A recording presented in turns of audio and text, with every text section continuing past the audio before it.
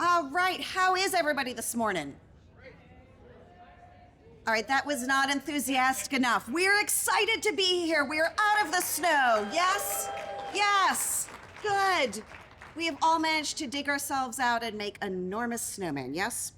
I am Stacy David. I am the Executive Director for the Metrowest Boston Visitors Bureau, and I am delighted that you are all here to join us today. We have an exciting program chock full of insights and updates and statistics, and I hope that you will find it valuable.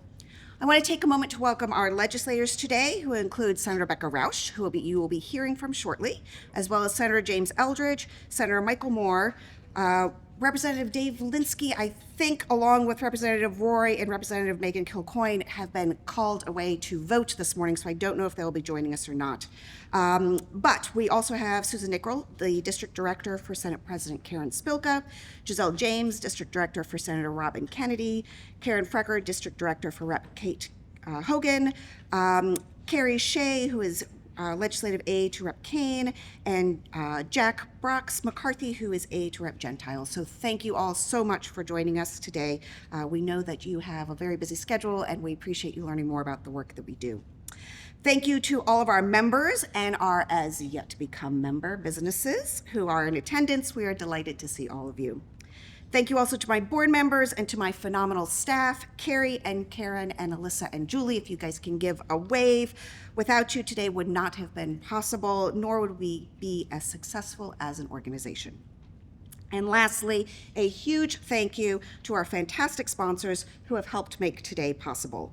Our outstanding hosts, the newly renovated and rebranded Renaissance Framingham Hotel and Conference Center. If we can give them a round of applause.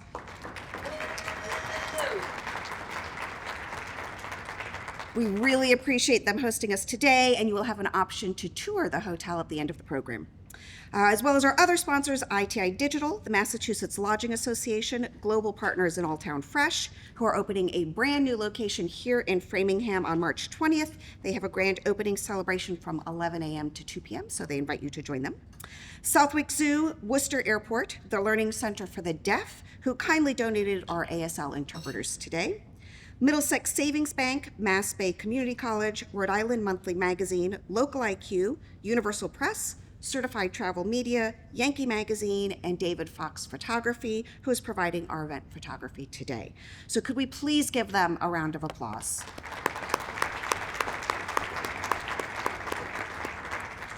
Thank you so much for your support. We really, really do appreciate it. I hope you took an opportunity to purchase a raffle basket ticket this morning, or perhaps 6 when you arrived. We have some phenomenal raffle baskets available this year. This is the only fundraiser that we run each year, so I ask you to please be as generous as you can. There will be another opportunity during our midpoint break to purchase some more tickets. A huge thank you to all of our raffle basket partners who donated a wide range of amazing prizes. And a special shout out to our friends at Boston Honey Company who were particularly lavish in their donation. We truly appreciate all of your generosity. And now on to our program. We are a state-designated regional tourism council, one of 16 in Massachusetts, and a nonprofit organization with the happy task of marketing and promoting the amazing tourism and hospitality businesses in our 19 towns of Metro West to both residents and visitors. We do that through a variety of vehicles and special projects, which starts with our website. Everything that we do is intended to drive people to our site, which is the repository of the most up-to-date listings of hotels, attractions, restaurants, retailers, outdoor recreation offerings, and more, along with our robust events calendar. When I started with the Visitors Bureau just over 3 years ago, we had approximately 2,500 users of our site. And I am very proud to have grown that to almost, drumroll please, 60,000 users. In 2025, we had over 150,000 page views and over 379,000 interactions on our site. Our second largest project is our annual Visitor's Guide. The print publication is distributed all over New York, New Jersey, Pennsylvania, and New England through transportation hubs, highway welcome centers, major attractions, and more. Since COVID, our guide has launched each fall, but this year we will have it out in market by June 1st to take advantage of World Cup travelers and other summer travelers coming into the area. We have already begun work on the new design. I am delighted to say that we are expanding the editorial again this year. This guide has been my baby for the last 3 years. I was determined to create a guide that would tell visitors not only what Metrowest has to offer, but why they should come here. There's a copy of the current guide in your folder, and you'll see that the editorially heavy guide is itinerary driven. We have found this to be a highly successful way of marketing Metrowest, since visitors are often not as familiar with what we have to offer as, say, Boston or the Cape. On the QR code, one page in your folder, you will find a code to scan for Visitor's Guide advertising. We have just a few ad spots left, so if you are interested in reaching the more than 60,000 people that read our guide each year, please reach out. We have continued this idea of marketing through itineraries on our website, where we post 4 to 6 new tours every month. These are both thematic and seasonal and have been hugely successful. We also use this idea of itineraries in our advertising campaigns, often creating thematic, multi-day recommended tours of the region that we promote through print editorial and digital sponsored content articles. We particularly like digital because it allows us the ability to put in live links to drive people back to our website for further exploration. Our advertising campaign is quite robust, with placements in 14 consumer magazines, 20 consumer newspapers, and 6 trade publications, with a total reach of well over 6 million readers. You can see examples of our print ads here, a continuation of a campaign we launched a year or so ago, which has been quite successful for us. Many of our ads are available as co-op opportunities for our members, which is an excellent way for you to stretch your own budget, as you can buy into an ad for a fraction of the full retail cost. All of these co-ops are subsidized by us, so please do reach out if you're interested in learning more about how you can be featured in an upcoming campaign.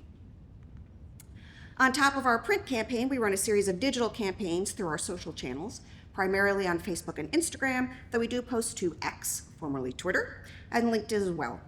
Our paid social in the last 12 months resulted in over 2.3 million impressions, an increase of 8% year over year.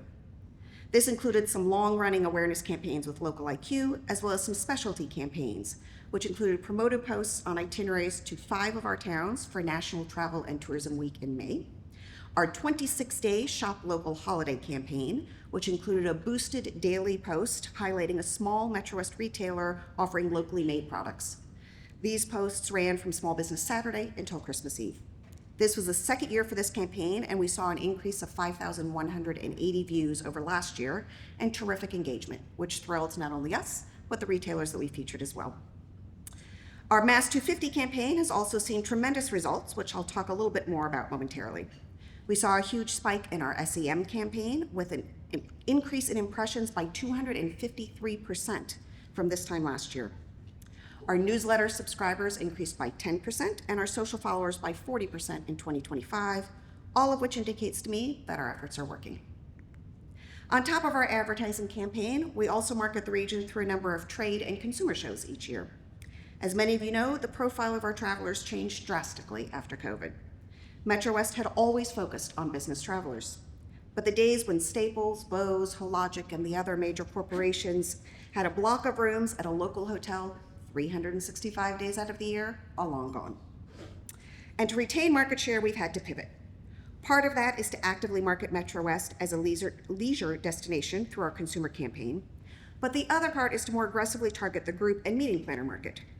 In the last year, we attended the Discover New England Summit, where we met with a wide variety of international tour operators to convince them to include Metrowest in their recommendations to both individual and group travelers. We hosted 2 highly successful FAM tours last spring, a pre and post D&E FAM, and not to put too fine a point on it, but the several dozen tour operators that spent time in our region absolutely loved us. We're excited to go back to D&E in April. We will also attended ABA, the American Bus Association conference, in January for the 3rd year. I had 35 terrific meetings and are starting to make headway in building relationships with those motor coach tour operators. Thanks to some grant funding last year, we were able to send 2 of us to ABA, myself and Alyssa from my team, and we had a collective 60 one-to-one appointments last year. I also attended OMCA, which is the Ontario Motor Coach Association show, which is the Canadian version of ABA, and we did that for the 2nd year in a row this past November. The outlook for Canadian travel is unfortunately grim. Of my 40 appointments, 2 were with American companies, 2 were with European companies, and 36 were with Canadian tour operators. Of those 36, 34 of them said they will not be traveling to the US in 2026. Many said they would not be back in 2027 either, and a handful said they will not return until President Trump is out of office. Though the unfavorable Canadian to US exchange rate is a small factor in this decline, it's really the rhetoric out of Washington that has significantly hurt Canadian travel into the US. Many of the operators I met with referenced the 51st state comment. These bus tour operators fall into two categories by and large: senior travelers who are angry at the political rhetoric, and student travelers whose school boards have forbidden US travel this year. A January StatsCan survey and report shows that Canadians are shifting their travel desires, with more and more looking for domestic travel destinations. Return trips from the US by air fell 18.7% in December of 2025 when compared to the previous year. Return trips by car dropped 30.7% in December of 2025 versus 2024. With all of that said, however, my OMC meetings were actually terrific. All of the operators did say that they will eventually be back, and several vocalized how happy they were that we had made the effort to attend and build on our relationships. A smaller show I attended was the Dream Destinations Travel Show in Springfield, which has a trade component on Saturday night, where I met with 20 travel agents, and a consumer portion on Sunday. We had a booth there where we handed out visitor guides and other literature to the 2,385 attendees. And finally, new this year, we attended Confab for Planners. This is what is called a micro trade show, and specifically targets a more regionally focused group of meeting planners. We chose to attend the show for two reasons. One is budget, as our state funding was cut this year, and the large meeting planner shows are incredibly expensive. But also because we hadn't really seen the return on investment we'd hoped for from those larger shows. We had 11 individual meetings at Confab in November, all of which were with highly engaged and interested planners. We plan to go back again to their spring show in April, and at the request of those we met with this fall, we will be building out a spring fam tour of the region's meeting venues. Which brings me to the variety of special projects we've been working on this year. The first is our Mass 250 campaign, commemorating the 250th anniversary of the American Revolution. We were very fortunate to receive a Mass 250 grant this year for our project entitled Revolutionary Paths, 250 Stories That Ignited Change. This project is focused on collecting a wide variety of stories about people, places, and artifacts in Metrowest that fall under one of several themes, including Black and Indigenous soldiers of the Revolution, the Knox Trail, general Revolutionary War history, revolutionary women, which includes both women of the Revolutionary War as well as those who are just revolutionary in their own right, and finally, revolutionary firsts, which includes the many people and inventions in Metrowest that changed history. These stories have been posted and boosted daily on our social channels, starting on October 27th and running for 250 days until July 4th. A special kudos to Carrie Fraser from my team, who has done an absolutely phenomenal job of researching, compiling, and writing these stories. It has been a massive undertaking. The social campaign was promoted through a print campaign and some specialty publications, including American Spirit magazine, which is the magazine for the Daughters of the American Revolution, with 250,000 readers, as well as in Military Heritage magazine and Journal of the American Revolution, as well as Connecticut magazine, Yankee magazine, and the Springfield Republican newspaper. The campaign has generated tremendous reach and engagement, and we are excited to see the results. Step 2 of the project included creating a variety of walking and driving tours in our new tour app, Smart Guide. Each tour includes graphics and a story at each stop, which you can access through an interactive map. You can scan the QR code to access these free tours, and there's also a QR code in your packet. I encourage you to explore them at your leisure. We will be kicking off a local IQ campaign next month to promote the app and the Mass 250 specific tours that we created. Our second special project this year was an expansion and reprinting of our group and event planning guide, which we launched last year. We created this guide when it became clear that it was difficult for people to plan events in the region. A Google search of Metrowest venues turns up scattered and non-comprehensive results. The 2026 guide is in your folder and includes profiles on the region's event venues and hotels, plus group dining establishments, group activities, and event vendors. The guide is distributed to the various businesses that are profiled, as well as presented at each of our group and meeting planner trade shows. It is also available digitally on our website. We've been very pleased with the reception this guide has received. If you would like to take a box with you for distribution when you leave today, just let us know, as we brought a few extra boxes with us. Our new Metrowest After Dark guide just launched last week. This guide was developed after we received more and more requests for what the region offers in evening entertainment. It features late night activities, breweries and cocktail bars, and more. You can access the new digital guide via this QR code, which will be promoted on social media as well as in this year's print visitor's guide. There's also a QR code for that in your folder.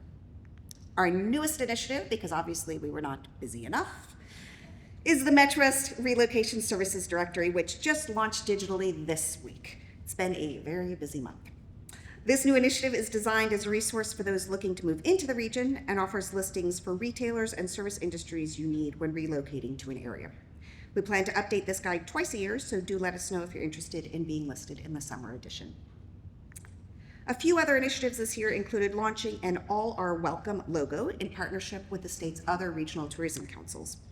This logo came out of a series of discussions we had focused on feedback we had received from visitors and tour operators questioning whether they would feel safe and welcome in Massachusetts, whether because of their race, religion, sexual orientation, ability level, or country of origin. We wanted to stress the fact that everyone is welcome in this state. And so this logo was born. It is now on our website and making its way into our marketing and advertising as well. If you would like to use it yourself, please let us know, as we are happy to send you the digital version. We also launched this year a series of hotel summits. These virtual quarterly meetings are free to any of the hotels in the region, members and non-members, and include updates at the state level from Chris Pappas, the president of the Mass Lodging Association, as well as from other special guests and from me. It's also an opportunity for hotels to share any of their pain points and let us know the best way to support you. Our next meeting is March 13th. You can register by scanning this QR code or by reaching out to me. We are also launching our first member networking night this April. You asked and we listened. Dave & Buster's is kindly hosting this free event on April 8th at 5 p.m. An RSVP link will be publicized shortly, but we hope you will join us for a chance to meet and network with other Visitors Bureau members. And our last new initiative is our Metrowest World Cup Regional Fan Zone and accompanying guide, which we will talk about later in the program. I would like to point out that everything we're doing this year is being accomplished with a smaller budget than we had in FY25. Our state funding was cut by more than 12.5% this year, which resulted in us having to eliminate some of our planned advertising, as well as cutting out our new website project. It's why it's critically important for legislators to support our bill to increase the Tourism Trust Fund, where our state monies come from, for future years. We'll talk a little bit more about that later. So this is an update on all of our many activities. Not bad for the year. Now I want to talk a little bit about who our visitors are, because that impacts our initiatives. Our top feeder markets have remained fairly consistent over the last few years, though New York, Hartford, and Springfield have all moved up in the rankings this year, which is likely due to the volume of advertising that we've been doing in those markets, leading the Boston-Manchester DMA to drop into 5th place. Our average length of stay has also increased from 2.1 days to 2.4 days, which is encouraging, and our repeat visitors have increased slightly from 54.1% to 55.5%, which tells me that people like what they see when they come, which should make all of you feel good. Interestingly, we are pulling slightly heavier in recent years with seniors. The 55 plus segment now represents 35% of our visitors, an increase from 33% in 2024. So as you are developing your own campaigns and offerings, I encourage you to think about what the senior market might be interested in, and let us know if you make changes to particularly appeal to this market segment so that we can help promote you accordingly. Interestingly, 3rd year in a row, Brooklyn is our #1 visitor market, followed by the Hartford, Connecticut metro area. We have expanded our Brooklyn marketing this year with a series of ads and sponsored content emails to the New York Family magazine subscriber base. And while I don't have definitive proof as to why we pull so heavily from Brooklyn, my theory is that it's the sweet spot for families with some disposable income to travel, but not so much that they're jetting off to Europe for the weekend. We are close enough for an easy weekend getaway and far enough to make them feel like they've truly gotten away. 36% of our visitors fall into that 25 to 54 age range of families with children, and I think we have a lot to offer them. We will continue to expand our New York and Connecticut ad campaigns as budget allows. Given that seniors and families are our top markets, I thought it'd be interesting to share some insights on travel trends for these segments. According to AARP's 2025 Travel Trends Survey, a whopping 70% of Americans 50 plus planned a domestic trip in 2025, up from just 65% in 2024. Air travel also outstripped car trips for the first time since COVID, now up to 46% of trips, though this is also somewhat age dependent, as travelers 70 plus do still prefer to travel by car. Annual travel spend increased by $200 in 2025 to an average of $6,841. Unlike other age groups, seniors do not tend to use AI for travel planning, so keep that in mind when marketing to this segment and stick with traditional channels and travel agents. Also keep in mind that 17% of those age 50 plus need to take into account a disability or health condition when they travel. So certainly communicate what you offer in that regard. This segment tends to travel primarily in warm weather months and cited spending time with family and friends, being away from normal life, and wanting to relax and rejuvenate as top reasons to travel. Interesting to note that Road Scholar, a top group travel operator for seniors, announced recently that food, tours, and experiences were their #1 request for this year for travel. They also listed Massachusetts as one of 6 U.S. destinations gaining momentum for 2026 group trips. AARP's top 5 travel trends for 2026 included ancestry travel to connect to personal heritage and cultural roots, luxury train travel, which is part of the slow travel trend that started in 2025, as well as wellness travel focused on mental, physical, and emotional well-being, skillcations, which combine learning with immersive cultural experiences, and sports tourism, which we will obviously see a lot of with World Cup. So see which of your offerings might play to these interests. Okay, moving on to some insights on those traveling with children. The Family Travel Association, which is a nonprofit trade association for travel advisors, recently released their 2025 U.S. Family Travel Survey results. And there's a lot of good news to be had there. Family travel is up, with 92% of parents polled saying they are planning a family trip this year, up from 70% in 2019. Multi-generational travel is also on the rise, with 57% of families actively planning a multi-generational trip with grandparents and children. Affordability is key, something in Metrowest's favor, with 73% of parents saying this is their top challenge. Budget affects booking behavior, with 50% of families booking hotels with a kitchen so that they can cook meals while they are out. With all that said, travel advisors for this market report that experiences and memory building trumps budget and is a key factor in deciding where to go and what to do. They are also seeing booking windows much closer to travel times, which is historically unusual for this segment and does drive up prices.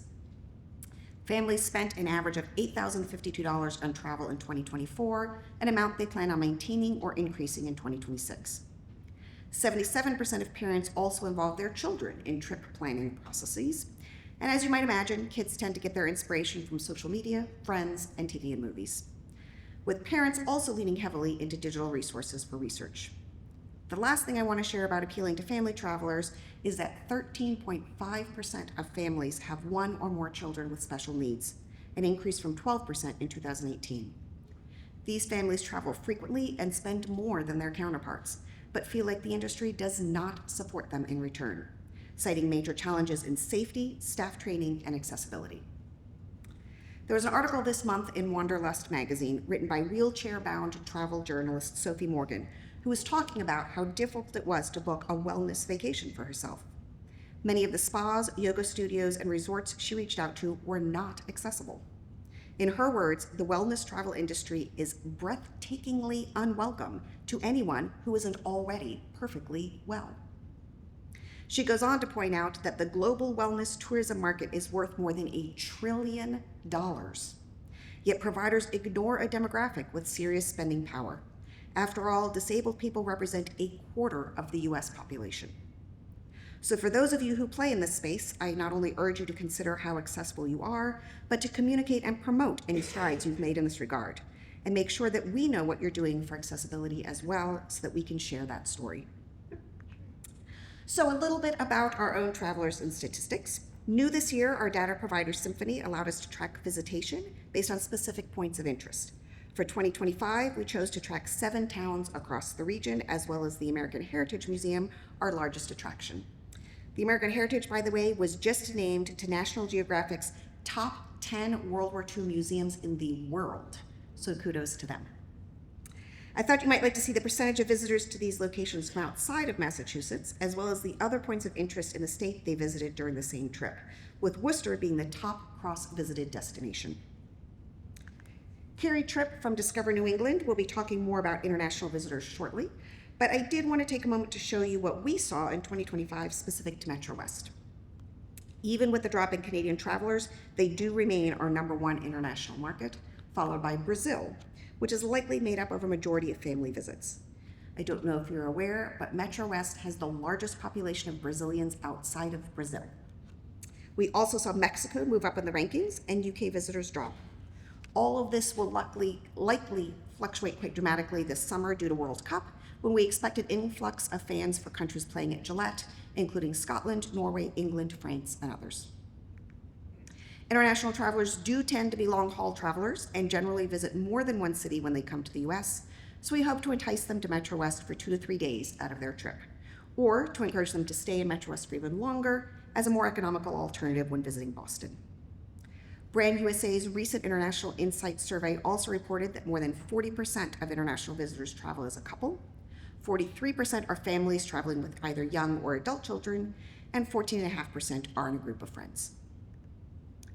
The same survey reported on interest when traveling, with over 61% of foreign visitors looking for attractions and entertainment, and over 54% interested in culinary experiences, the same trend that we are seeing for senior domestic travelers. Shopping, outdoor and adventure travel, and festivals and events also topped the list. These travelers lean heavily on online resources when planning their travel, but also value recommendations from friends, family, and travel agents. Of the 56.2% that do online research, general web searches top the list, but social media, both video platforms like YouTube as well as posts on Facebook and Instagram, drove a healthy percentage of interest in planning attention.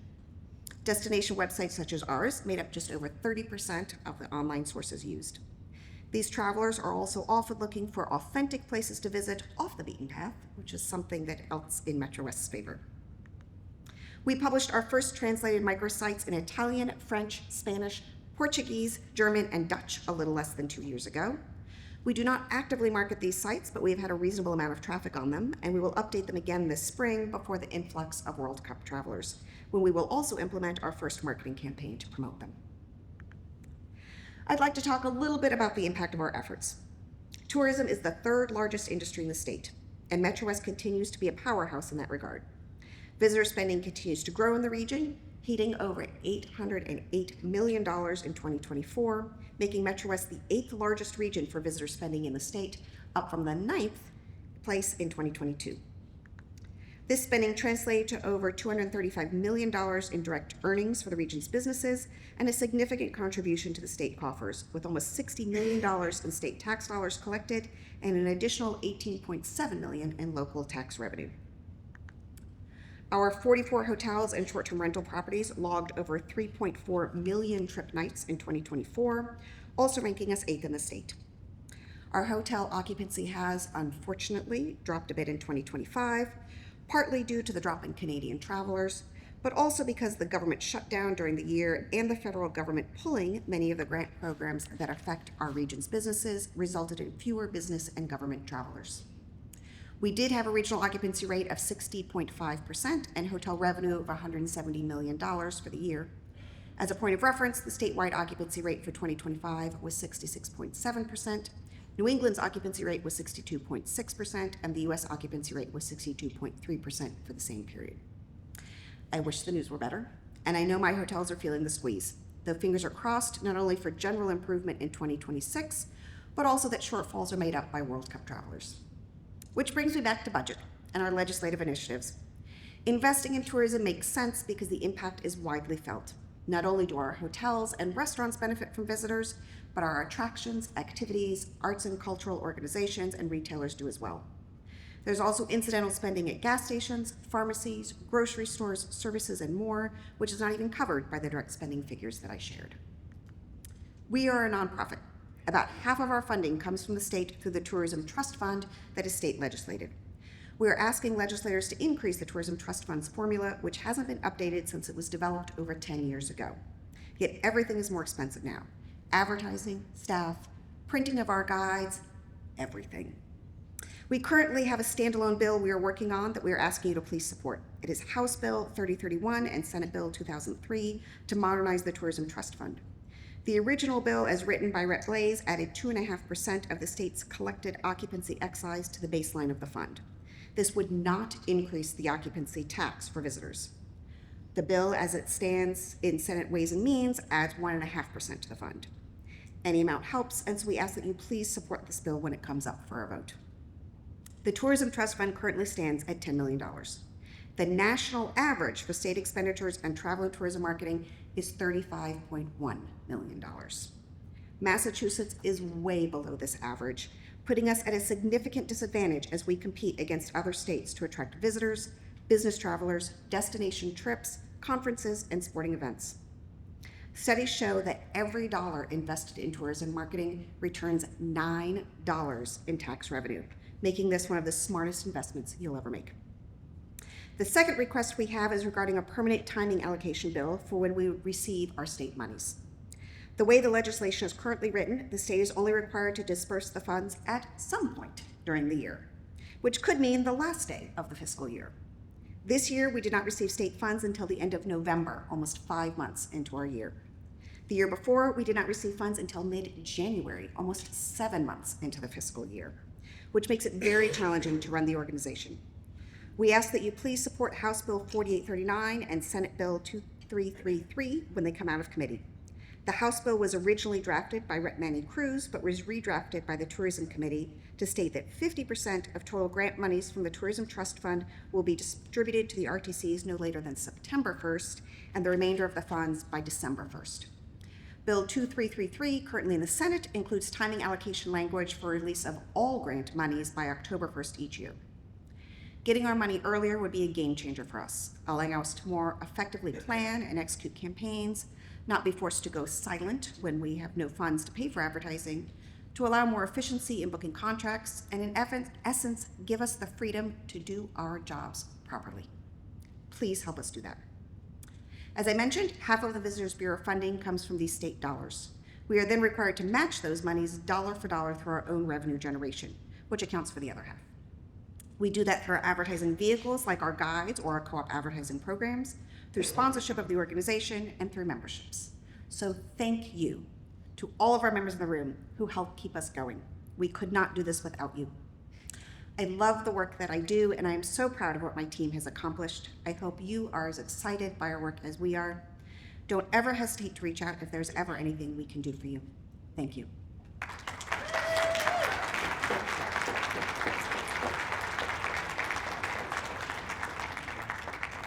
I am now thrilled to welcome Massachusetts State Senator Becca Rausch.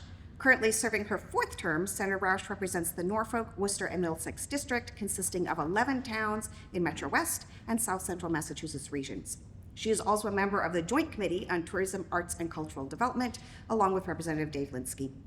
I have known Senator Rausch since her 1st term and applaud her unending support of arts, culture, and tourism in the region. I appreciate you joining us today to share your thoughts.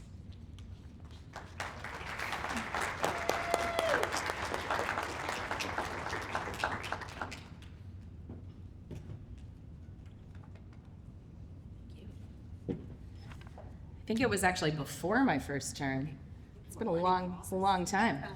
Good morning, everyone. Good morning, everyone.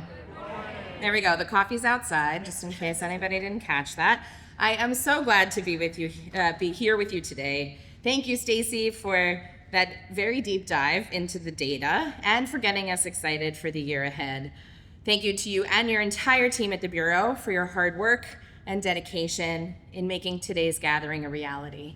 Gratitude also to my fellow speakers, Kate Fox, Carrie Tripp, Greta Teller, Lindsay Jaworek, Beth Reynolds, and Corey Shea from the geographic heart of my district in Franklin, who I will say has been transformational in that town.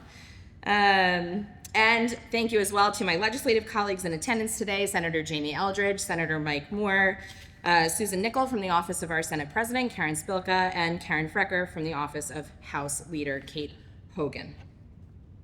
And, of course, thank you to the many local elected officials, business owners, and Bureau members who took time out of your busy schedules to be here today.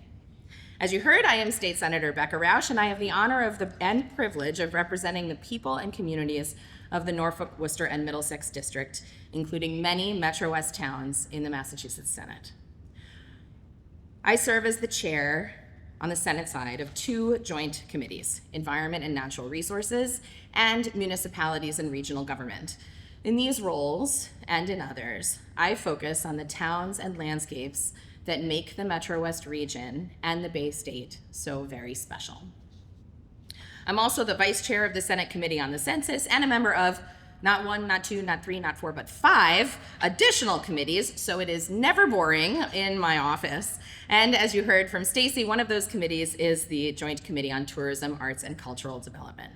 I have to say, I was so excited to be appointed as a member of this committee because I know firsthand the power of tourism, arts, and culture to deliver joy and bring people together through beauty, common humanity, and hope. More on that in a bit. Our mission on the Tourism Committee mirrors many of yours, celebrating the unique stories and experiences Massachusetts has to offer and sharing them with the world. Thank you for your partnership, your deep dedication, and your hard work to advance tourism and hospitality here in the Bay State. As we consider what makes Metrowest such an incredible place to live, work, and visit, perhaps we should begin with a statement both fundamentally true and worth repeating. Tourism is vital for our economy.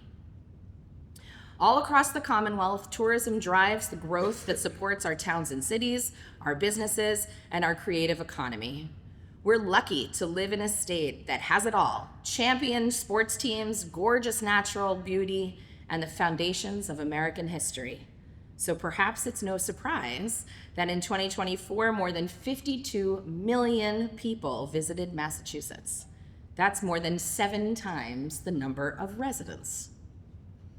That tourism yielded more than $24 billion in in-state spending by out-of-state visitors every year. In the same year, 2024, the tourism industry also added 1,500 jobs for Massachusetts workers and families. That business is integral for our communities and local economies, including restaurants, hotels, event venues, and independent theaters like the Black Box in Franklin, a local small business treasure in my district that rightly boasts a truly incredible density of talent and artistic opportunity. It's remarkable for a region of our size to enjoy excellence in so many different artistic forms: music, theater, dance, visual arts, historic architecture, and jaw-dropping nature. These opportunities build upon one another, contributing to a dynamic sense of community. Our creative economy does more than just put on a good show, although we certainly know how to do that. It's where we make lasting connections. It's why people choose to be here and to return here. That might be a young couple selecting a wedding venue right here in Framingham.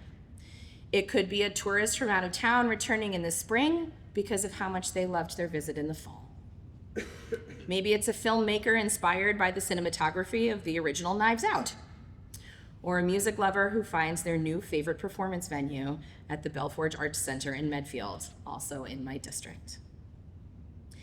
Unique spaces run by talented people produce a region that visitors want to explore, a region in which they want to try new things, and a region to which they want to come back. That's what Metrowest offers: creativity and connection around every corner. I myself am living proof of the power of the arts to generate not only beauty, creativity, and story, but also community and deep, lasting connection. I grew up in upstate New York, outside of Albany. If you just get on the Pike from here and drive west for about 2.5 hours, you'll find my parents' house, and even if you show up unannounced, you'll probably still be greeted with coffee and bagels and schmear. I started dancing when I was just 2 years old, and by most accounts, I haven't stopped since. I moved to Massachusetts to attend college at Brandeis University, go Judges, where I joined the Israeli dance troupe, continuing a lifelong love of dance, and particularly dance in that specific form. My friends and fellow dancers from that troupe brought me into the fold of the broader Israeli dance community in Greater Boston, of which I am still a part some 30 years later. In fact, we've got a show not too far from here in Sudbury in just a few weeks. And even though many of the people I danced with in college have since moved away, I'm still dancing with them by virtue of Zoom rehearsals and travel. And when we're not dancing together, we're supporting each other by attending each other's performances. Moreover, we're able to pass on the love of dance and the arts to our children and their generations. It's quite something, really, that I am now teaching dancing to the children of people who were some of my teachers when I was young. The relationships I've forged through dance and choreography have been as significant as those I've developed through my education and professional career. Surely my story is not unique. This is the stuff that, to my mind, sets the arts above and beyond. The arts bring people together, and these days we need as much of that as we can possibly muster. We in government should uplift that alongside our artistic history and current arts culture. That's why I introduced a bill to establish a choreographer laureate in Massachusetts, which would be a nationwide first, reflecting the stellar talent we have from Stockbridge to Boston and Cape Ann to Cape Cod, in residence at Jacob's Pillow, the Yard, the Boston Ballet, and more. This bill will encourage greater engagement in the arts, elevate artistic leaders and visionaries, and enhance the creation of community connection, a worthy bipartisan goal. I'm proud to collaborate with my Republican colleague, Senator Pat O'Connor, to merge my bill with his to create a musician laureate, and building on Governor Healy's executive order to create a poet laureate, hopefully launch the beginnings of an arts laureates program here in Massachusetts. The arts matter. The arts break down barriers and help us feel seen and recognized. They're universal and they're inclusive. That makes the arts quintessentially part of the Bay State fabric, because Massachusetts is for everyone. Metrowest lives and breathes that guiding principle. This year, that's especially true. As the World Cup comes to Foxborough, the world comes to Metrowest. I know that with our infrastructure, our expertise, our attractions, and all of you in this room, we are going to show the globe not just 7 fantastic games, but all the fantastic facets of the Metrowest region. My colleague, Senator Paul Feeney, is leading the work in the Senate to secure funding to support this event. I stand with him in these efforts. We are proactively addressing numerous public safety and transportation considerations so that we can successfully welcome visitors from around the globe. I would be remiss not to name the orange elephant in the room. The current federal administration has proven itself time and again to be virtually anything but welcoming. Soccer fans across the globe are currently weighing the thrill of attending the World Cup against the danger posed by ICE and other federal authorities. These concerns are real. And as you know, and as you heard earlier, they are already creating headwinds for the tourism industry. But this is Massachusetts, and we prioritize actual safety for all.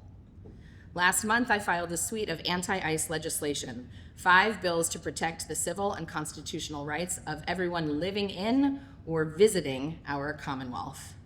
3 bills focus on present threats, including provisions to revoke undercover license plates for ICE agents, keep current ICE agents off of our state and local police forces, and prohibit ICE from detaining any parent or guardian of a minor child unless they have a state-approved care plan for that child. The other 2 bills focus on accountability, providing access to justice for harms that ICE causes. These bills are part and parcel of the continuing work across multiple state government branches to address the current reality of recklessness to the greatest extent we can. Governor Healy has issued an executive order stopping the state from entering into any new 287G agreements with ICE and stopping ICE from using state property as staging areas. She also introduced legislation to prohibit ICE activity in schools, child care centers, hospitals, and places of worship. Several of my Senate colleagues also recently filed anti-ICE legislation, all of which I have co-sponsored, including an anti-mask bill that incorporates language I first filed back in October of last year. Additionally, earlier this term, I filed legislation to better ensure rideshare passenger safety.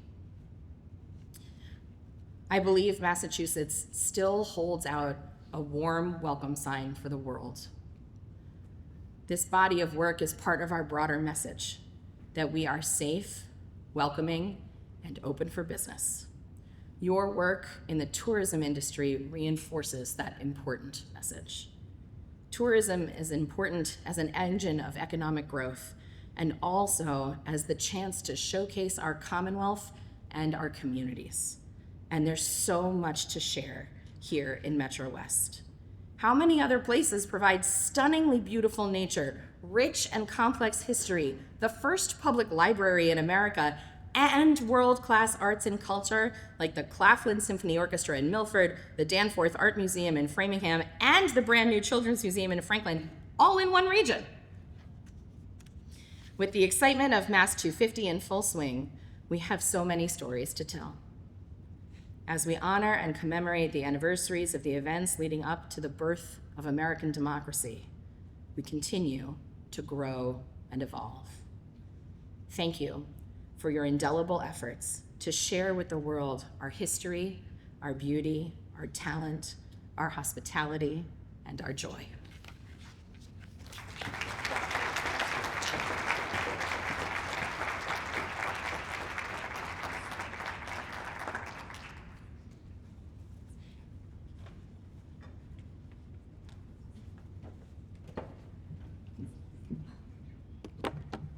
Thank you so, so much. We really appreciate all that you do for us. I'm happy to now introduce Kate Fox, the Executive Director of the Massachusetts Office of Travel and Tourism. As a seasoned tourism professional with 25 years of experience, Kate was previously the Executive Director of Destination Salem, the city's Office of Tourism and Cultural Affairs, where she oversaw year-round destination marketing efforts for nearly 2 decades. We are so thankful for Kate's leadership and support at the state level and delighted that she could come again this year to give you an update on MOTS activities. So Kate.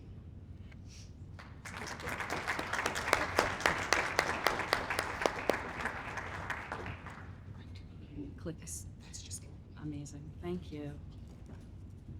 Good morning. I'm so grateful for Stacy and Senator Roush's comments, and I feel like you're tough acts to follow. I'm very grateful to be invited back. It's wonderful to see you all and to be in the Metro West region. Thanks to Stacy and your team. You are amazing advocates for the industry, and your tireless work does not go unnoticed in the Mott office. You are at the trade shows, the consumer shows, you're doing the work, you're putting in the time, and we're grateful to be partners with you. I have a PowerPoint, and I'm going to go through an update on what we're doing at Mott, the Massachusetts Office of Travel and Tourism, and hopefully not double down on all of the data and research that you've already heard this morning. So we'll start with how grateful we are for the Metro West region, which sits at the intersection of history, innovation, nature, and community, connecting Greater Boston to central and southeastern Massachusetts. Metro West offers visitors an experience that is authentic, accessible, and deeply rooted in place. Thank you all for taking the time to be here this morning. Conversations like those happening today matter because tourism works best when it's collaborative. And today is about partnership. We want to share what we are seeing across the marketplace, how we are supporting Metro West through statewide initiatives, and most importantly, hear directly from you about priorities, opportunities, and challenges ahead. These are my boxes. This shows the toolbox that we use to support tourism across Massachusetts and where Metro West fits into that picture. On the domestic side, we are focused on consistent visibility through visitma.com, social, email, PR, and trade shows. That means keeping you top of mind in drive and fly markets and elevating authentic, seasonal, and nature-driven stories. We are using Massachusetts 250 to amplify regional voices. And on the international front, we are focused on key markets like the UK, Ireland, and Germany, working with Discover New England and Brand USA. We're also excited about emerging markets, including Mexico, Brazil, and India, and their interest in coming to Massachusetts. Our familiarization or FAM tour program bring media directly to places like Metrowest, building long-term credibility. And under sports, we all know FIFA is a major opportunity. I also want to mention all of the non-FIFA sports opportunities that we have in Massachusetts, including youth, amateur, and collegiate sports that should not be overlooked because FIFA is going to be over in July, and we will have a lot of work ahead of us to continue marketing our regions and the state as an exceptional destination. Our goal is about so much more than match attendance for FIFA, but also to drive extended stays across the region. Our international visitors are expected to stay 2 or 3 weeks, and Metrowest should be positioned as a natural home base and extension to those trips. The Sports and Entertainment Grant that is currently open is an important tool to help communities scale event and attract new audiences. Through grants, film, and sports recruitment, we're creating additional economic drivers that support visitation beyond traditional leisure travel. And at the end of the day, these are all tools. But the real impact comes from our alignment with you. We want to make sure that we're amplifying what matters most to Metrowest. I want to briefly ground our work in the statewide picture before we go deeper into the numbers, some of which you've already seen with Stacy. Our tourism continues to be a core part of Massachusetts' economic foundation. In 2024, visitors generated $24.2 billion in spending, supporting more than 155,000 jobs and producing $2.3 billion in state and local taxes. I am happy to share this slide with anybody who wants it, and it's on visitma.com. Please take it, share it, send it to your friends. It's important. Tourism is essential to our economy. These figures translate directly into thriving small businesses, supported municipal services, and stronger local economies across the Commonwealth. We're also seeing international travel return in a meaningful way, with visitation and spending both rising significantly.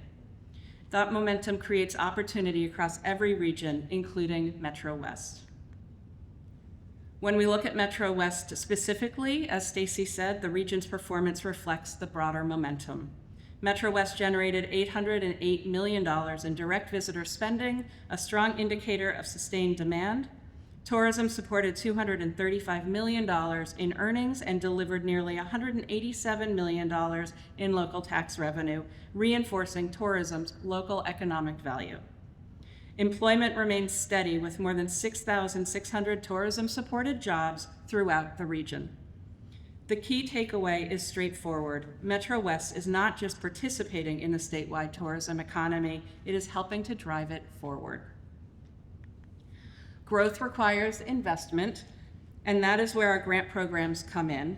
Through the Massachusetts 250 grant program, we are supporting projects that connect local storytelling to visitation, including the Marlborough Revolution 250 programming, Revolutionary Paths 250 stories that ignited change through the Metrowest Boston Visitors Bureau, and Wayland's Tracing Liberty Nature Walks and History Talks. Through the Destination Development Capital Grant Program, Medway Community Farm is expanding its event and education space, creating new opportunities for gatherings, programming, and community engagement. These investments strengthen visitor experience, support local pride, and create reasons for people to visit again and again. If there are projects you're working on that are gaining momentum or need support to move on to the next level, we want to know about them early. The earlier we are in the conversation, the more helpful we can be. We do anticipate another round of Destination Development or DDC capital grants coming up this spring. So if you have a shovel-ready capital program that's going to enhance your tourism offerings, we want to help. At the end of the day, our goal is straightforward: preserve what makes Metrowest distinctive while strengthening the infrastructure and experiences that support sustainable long-term growth. One of the biggest updates this year is something everyone here can directly benefit from, and that is our newly refreshed Visit MA website, which is now live. The new page is designed to inspire trip planning the moment visitors land on it. It brings together strong visuals, a rotating events calendar, regional storytelling, and direct pathways to local businesses. Visitors can easily move from inspiration to action, whether it is finding a weekend event, exploring travel guides, or discovering affordable experiences through our 50 under 50 listings. The biggest opportunity for partners is visibility. We strongly encourage businesses and communities to claim their free listings and keep them updated. The event calendar continues to be the second most visited page on visitma.com, which tells us travelers are actively looking for reasons to visit right now. Behind the scenes, everything connects to a year-round content marketing strategy. We are meeting travelers where they are across social media, email campaigns, blog storytelling, and the website itself. Our goal is consistent seasonal storytelling that keeps Massachusetts top of mind in all 4 seasons. We've seen great momentum through the collaboration with Metrowest partners, a great example being Southwick's Zoo social media giveaway, which drove strong engagement and helped introduce new audiences to the region. These collaborations work because they combine local authenticity with statewide reach. This slide shows what the strategy looks like when it comes to life. This fiscal year, Mott has been actively in market across platforms travelers are already trusting, including TripAdvisor, Expedia, Google Ads, YouTube, Meta, Yankee Magazine, and more. And team from Yankee, that was in here before I knew you were going to be here, so we share that with everybody. Each platform serves a different role, from inspiration and awareness to trip planning and booking decisions. As we move into spring and summer, you will continue to see increased promotion, encouraging visitors to plan early and stay longer. We are also aligning campaigns with seasonal travel behavior so communities benefit during peak planning windows. We are intentionally featuring real Massachusetts locations in statewide campaigns. Hopkinton State Park, for example, was highlighted in our spring commercial, helping showcase Metrowest as part of the broader Massachusetts story. And all of our commercials can be seen on the Visit Massachusetts YouTube page. I encourage you to take a look. Our key message is that this is a shared platform, and when partners update listings, share stories, and participate in collaborations, it strengthens the entire statewide marketing effort and drives visitors directly to local communities. International. We attend key global industry gatherings this year, including IPW, Brand USA, Travel Week, and IMM, the International Media Marketplace.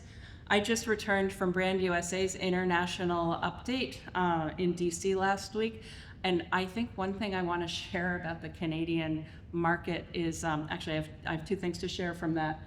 One is, we have a new thing called sneaky Canadian travel. Yeah. Canadians are coming and they're not telling their friends. So the numbers are still bleak, but this is a thing. It is, I'm not gonna lie, it's more impactful for our southern friends, Arizona, New Mexico, Florida, Texas, where the Canadians really want to get out of the snow. But it is a trend, the sneaky Canadian travel. So hopefully it will impact and benefit us as well, because we continue to share that we are welcoming and we hope they will come. The other trend they mentioned that I can't keep to myself is sweat jetting. Sweat jetting is the trend of traveling for healthy activity, like marathons. So, Hopkinton, get on the sweat jetting bus. So these events that we go to are where tour operators, media, and travel trade decide what destinations to sell and feature. The sentiment for 2027 is generally positive, but in 2026 has been tempered by economic and political uncertainty. We are seeing strong demand for history, outdoor recreation, immersive culture, and culinary discovery. These are not abstract trends. They show up in experiences like Garden in the Woods, farm visits, craft breweries, distillery tours, and authentic cultural dining. In terms of our markets, the UK, Ireland, and Germany remain top priorities. Brazil, India, and Spain are emerging, and we are monitoring others closely. Our FAM programs turn strategy into reality. This past year, Metrowest hosted 2 FAMs welcoming roughly 100 travel trade agents from 11 countries. Those visits made possible by Metrowest partners who hosted, build long-term credibility, and elevate Massachusetts as a cultural destination on the global stage. Special thanks to the American Heritage Museum, Lookout Farm, the Wayside Inn, the Verve, Level 99, the Danforth Museum, Glen Pharma Distillery, and the town of Franklin for hosting these FAMs. The exposure builds long-term international awareness and influences future travel itineraries. And through Brand USA partnerships, campaigns generated more than 40 million impressions and drove approximately $7 million in bookings tied to Massachusetts marketing efforts. International visitation does not happen by accident. It happens because regions like Metrowest show up, host, and collaborate. MA250 is one of the most significant storytelling efforts undertaken in decades, and Metrowest sits at the center of the story.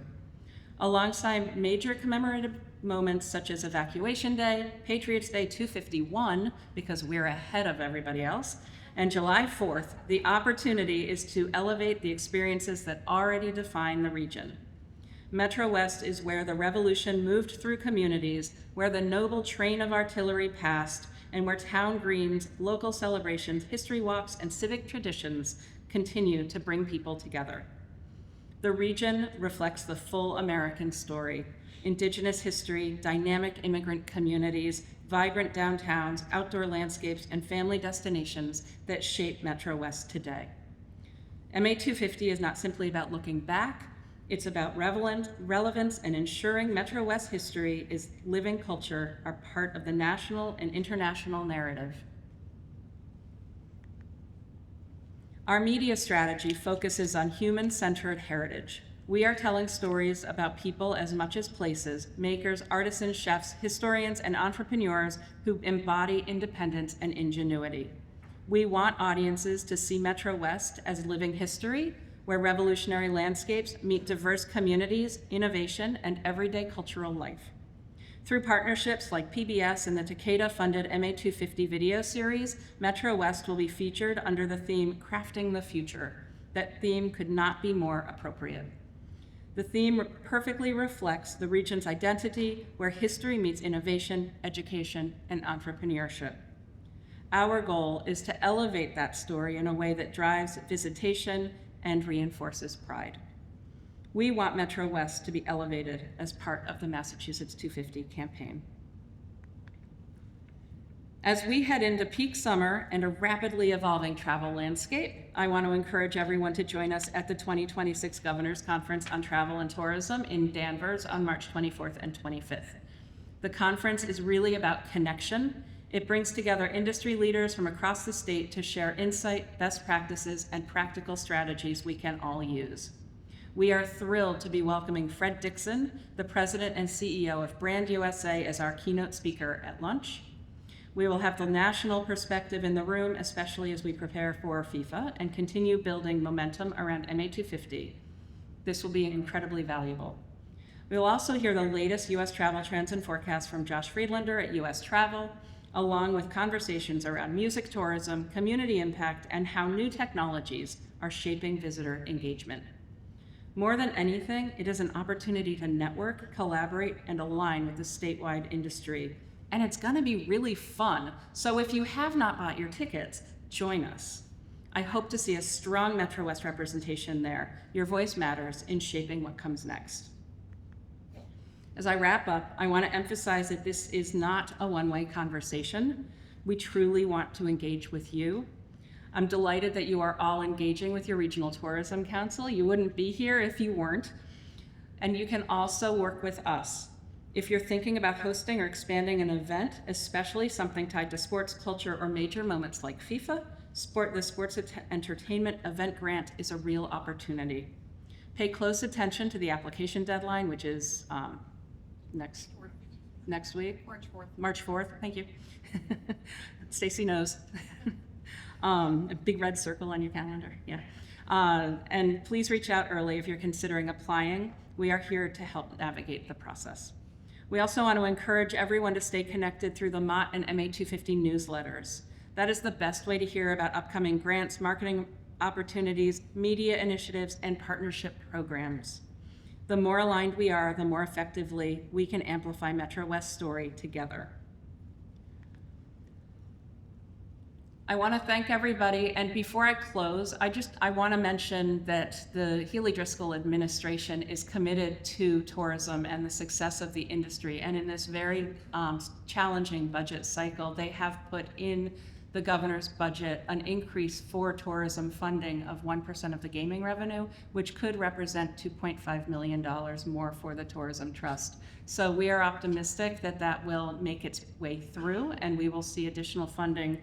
I am not allowed to lobby, but I am educating you all to this line in the governor's budget and invite you all to learn more and stay in touch with Stacy because she is allowed to lobby.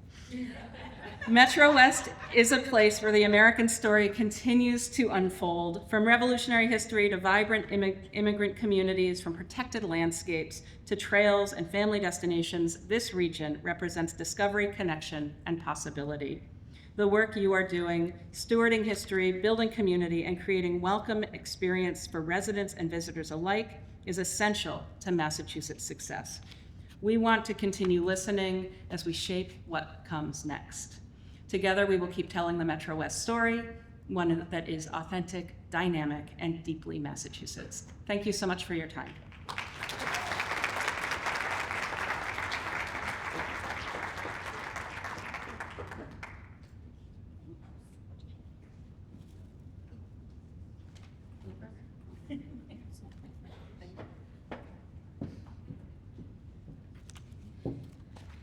Thank you so much, Kate, for that great update. I am excited. Ooh, there we go. I'm excited to now welcome Carrie Tripp, the Director of Products and Sales for Discover New England, and one of my very favorite people in the world. D&E's mission is to market the 6 New England states to the overseas market. To that end, Carrie collaborates with New England's industry as well as international travel, trade, and media. She helps to run the sensational D&E Summit each year and conducts sales missions to our top feeder markets. We are an official industry partner of D&E, and therefore Carrie presents on Metrowest whenever she meets with industry professionals from other countries. I always value Carrie's insight into the somewhat complicated world of international tourism, and I am so happy that she could be here today to share some of that insight with you.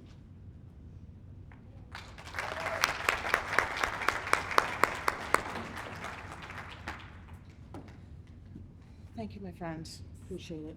Nice to see you. Great, so that one? Yep, okay, perfect. I guess I should have given Stacy my notes ahead of time so they could be in the nice binder instead of in my hand. I am respecting time, so if a timer goes off, just ignore me and I'll shut up really quickly. Thank you all so much, and I can't believe every time I get to do one of these, I'm so lucky to follow Stacy and Kate Fox, 2 of probably the best speakers that I know. And then also the representative, what an amazing job this morning. You guys are really lucky for what you have in this region and the people that are committed to what you are doing and supporting tourism. I just want to say that because not every region has the same support. So I just want to talk a little bit about international. So we've already kind of talked about some of the pieces, right? Stacy's done a great job breaking it down. Metrowest is a partner with Discover New England. I did not include these numbers in my slides, but I'm going to tell you them because kind of Stacy started this. And then if you want to see them afterwards, I'm happy to share them with you. But Discover New England, with our partners, when we travel, we showcase all of our partners. So last year, to our 2025 fiscal year, which is a July 1, June 30 fiscal year, we did 1,970 trainings, meetings, and calls. All of those our partners were represented on. We had $13 million in earned media, 1.3 billion in reach, Our FAMs generated more than $4 million in earned media. We attended 17 trade shows, and at all of those shows, our partners are represented. We have 24 industry and 84 trade and media newsletters that went out last year. Again, partners represented. And we hosted 14 different web trainings that are specific to the industry here in New England with over 570 attendees. I think it's pretty impressive, the numbers that we're able to pull together for our partners. The other really cool thing about our partner program is whenever I travel, whenever Michelle Cota, my executive director, travels, and we have notes from meetings, trade shows, sales missions, Stacy is able to see all of those. She is able to respond to those. And we also use Stacy's collateral as a part of our response to what we're doing. So every person we're meeting is getting the collateral that Stacy showed on the slides earlier, especially the ones that are translated when we go to those countries. So it's phenomenal to have those. And I think you guys have such an amazing director in Stacy, and her thought process looking forward is absolutely tremendous. Okay, enough gratitude. The other thing I want to say really quickly is thank you to the Renaissance. I had such an amazing stay last night. Stacy, Chrisanne and I actually had a really great meal here, and my stay here was tremendous. What an amazing job they have done with this renovation. Thank you. You guys deserve that. All right, so who are we? New England. When I travel abroad, people don't know Metrowest from Meet Boston, from New Hampshire, Vermont. Like, they look at New England as one total unit, right? So as I'm speaking about that total unit. And that's how we represent. Once we start talking about the things, that's when we start to dig down into who we are, what we do, what they can do while we're here. Part of our role is to make sure that we're listening to the international tour operators, the OTAs, the people that are having the conversations with the travelers on the ground overseas. And let me be clear, for us, overseas is truly overseas. We do not do marketing and whatnot in Canada.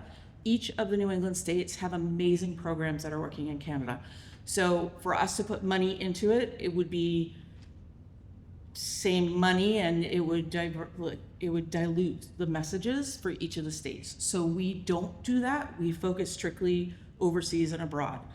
I do, however, have the Canadian numbers. They stink, right? What else can we say? They stink. I love what Kate said about the sneaky travel. I think that's amazing. And I know it's happening. I live in Bangor, Maine. I see Canadian plates all the time. So it is happening. They're not coming in droves like they used to, but they're starting to come back. What I really want to focus on this is all of New England. So for the calendar year of January to December 2025, we as New England only lost 2.8%, I can't go around that, in market share for total overseas visitation. It's a loss, right? No sugarcoating it. It is a loss. It is less of a loss than just about any other region in the United States. The average international loss was 5.7% last year. We are above that loss. And as I'm saying that we're above the loss, we're above a loss for a record year in 2024.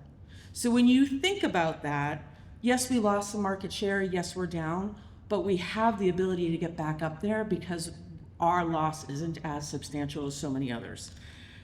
It was an extremely funky year. I think that there are so many people who have already said that ahead of me. I don't need to get into it, and I don't really do politics because I don't have a poker face, so you would know how I feel about everything.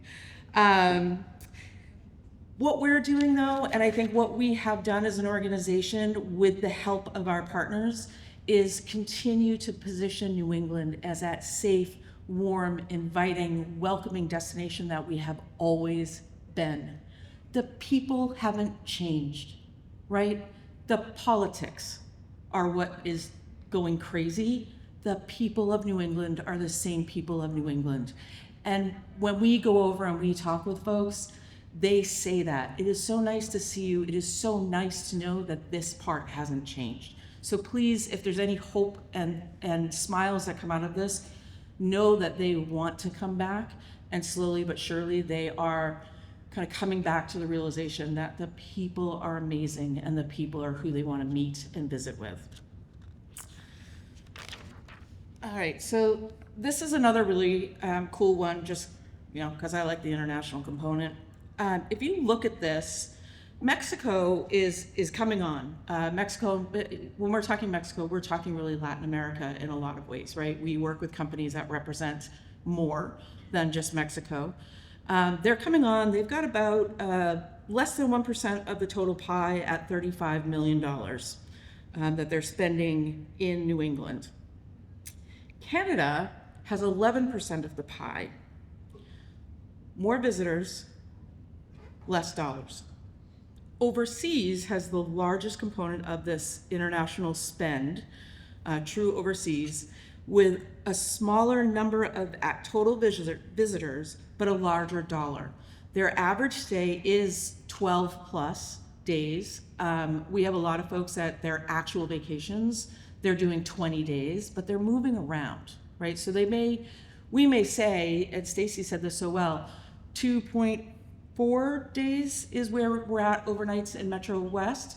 2.4 is fantastic with an international visitor. If you can expand what you're doing a little bit, you could get to that 2.33, right? You can get up there, but it's all about showing them who you are and what you have. I like to bring this up because the long haul traveler, when they're here, their average spend per person per stay is $2,838.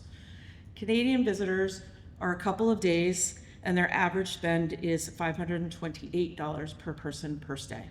Now, granted, the Canadian visitor may come more often, so you may see some more of that money, but they may not hit that single long haul visitor. So it's really important to kind of think about that and think about your strategy. Canadian is down, how else do we get other international? And that's part of what I want to talk about.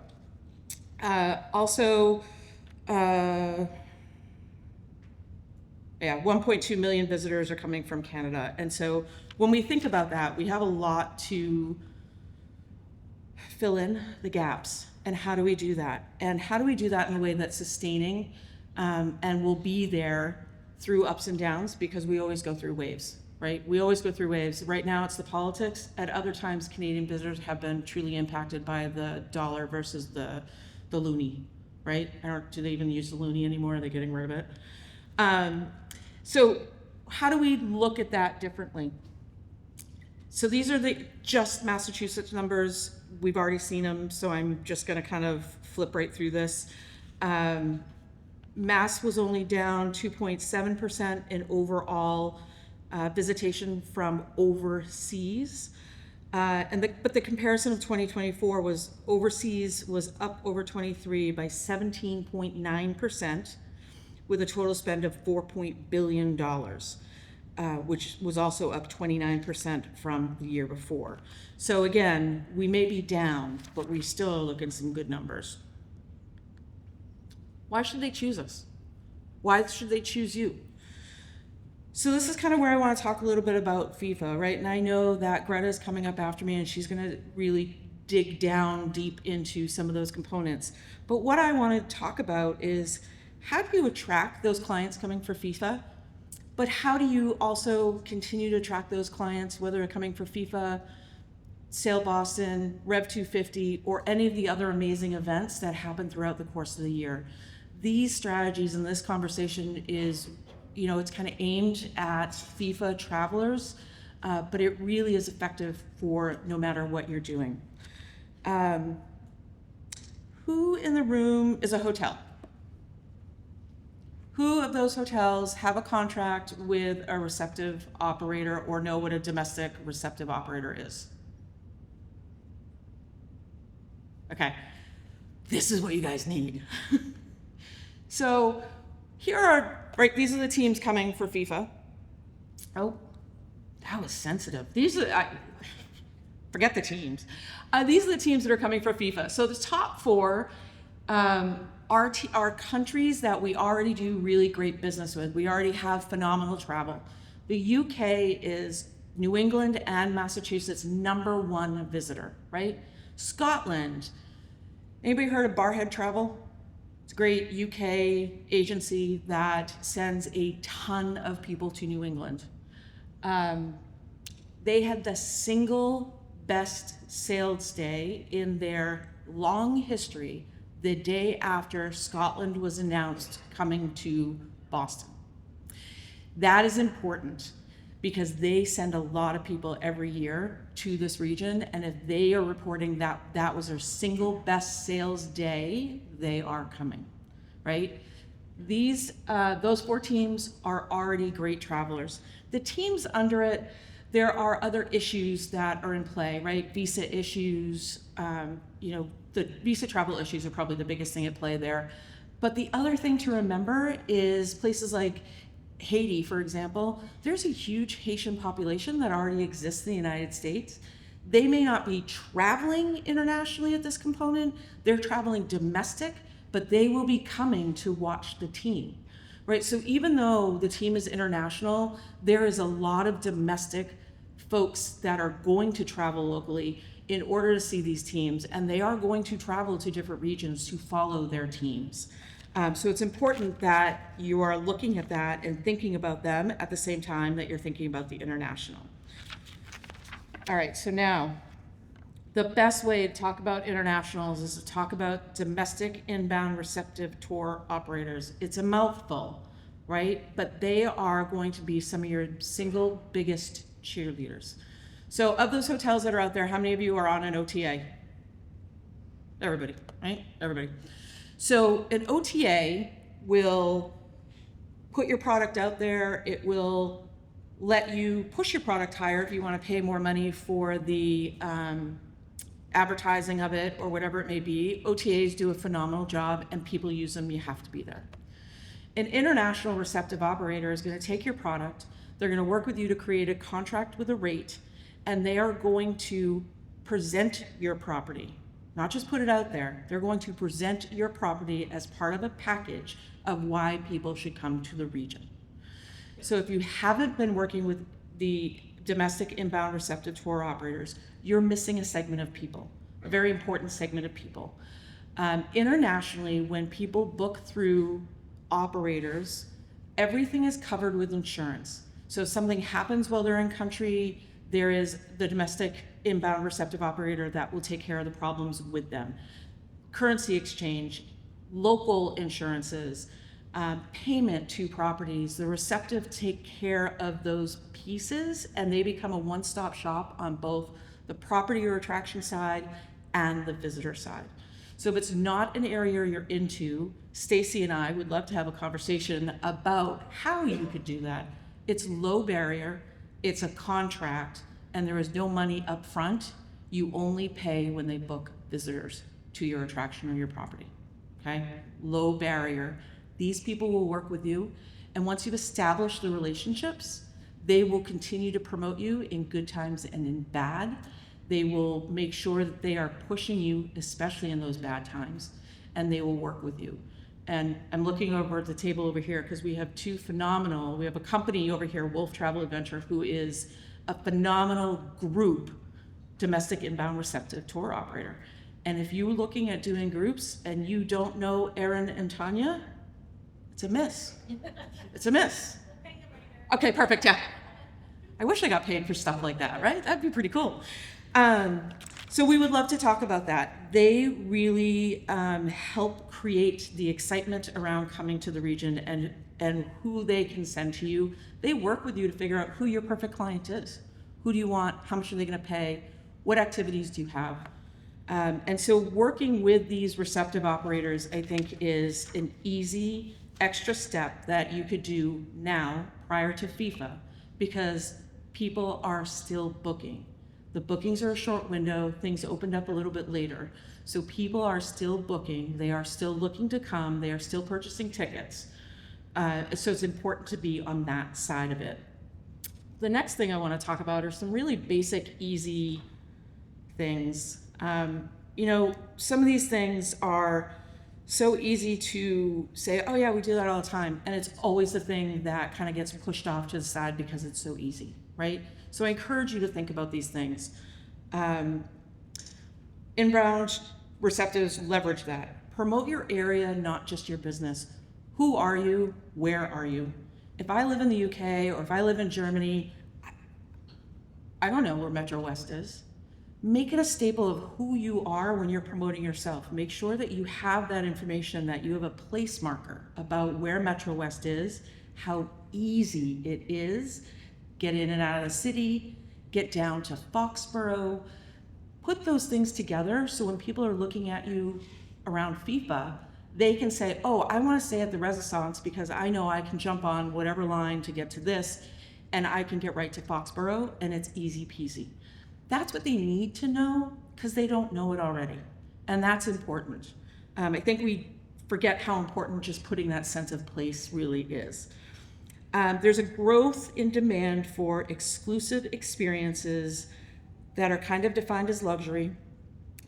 Set jetting, which is looking at where places where films, TV shows happen, movies happen, whatever it may be, and sports travel. Sports travel is still emerging as a market, and it's doing very, very well. It's also important to work with your local folks. Your best advocate is sitting in this chair right here. Stacy does such an amazing job advocating for this region and talking about why it really is the best place to be. Stacy then works with the state, and as Kate said, the state is your next best advocate, right? Do they know what you're doing? Do they know what's coming up? Does Stacy know if you're working with a receptive operator?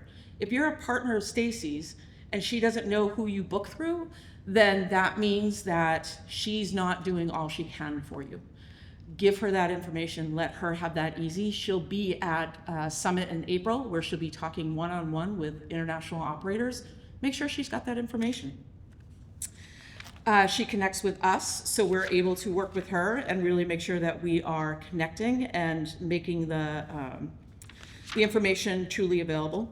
Create packages or have special offers. You can do that around anything, FIFA, Rev 250, Sail Boston, whatever great events are happening. I mean, we all do it around like Bruins games or Patriots games, things like that, concerts. Continue to do that with these folks. It's the same traveler, they're looking for the same stuff. Make sure you're plugged in, you're listening and you're giving. It's a two-way street, listen and give. Make sure the information flows both ways. And you are a year-round destination, not just FIFA. So as Kate said, and I'll say, we still have momentum. We are still moving forward. It's important to keep doing these wonderful opportunities and engaging to make sure that you are in the right space. So lastly, in my thank you, couple things. I want to stress again, the travelers when they come to these regions, the travelers when they come to the US, they are walking away saying we had such an amazing experience, right? They are reminded that the people here are the people that they want to connect with, that they want to learn about, that they may want to have a glass of wine with or a beer with. It's not just about saying, here we are. It's about connecting, and it's about making them feel like this was such a great experience, we're going to come back. The people that come to New England are typically second or third time travelers to the United States. They're very comfortable and they have disposable income.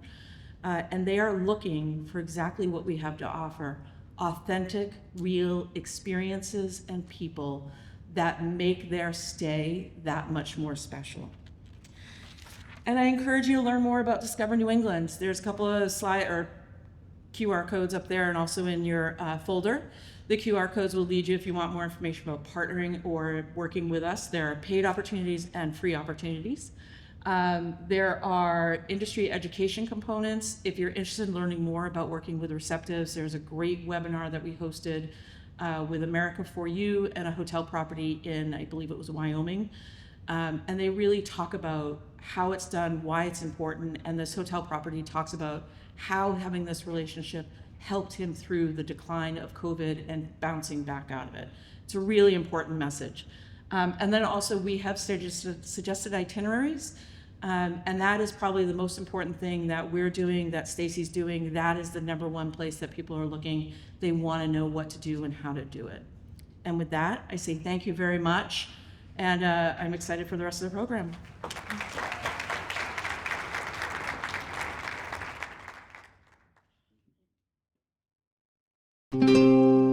This program was made possible by your Franklin friends and neighbors, good folks just like you.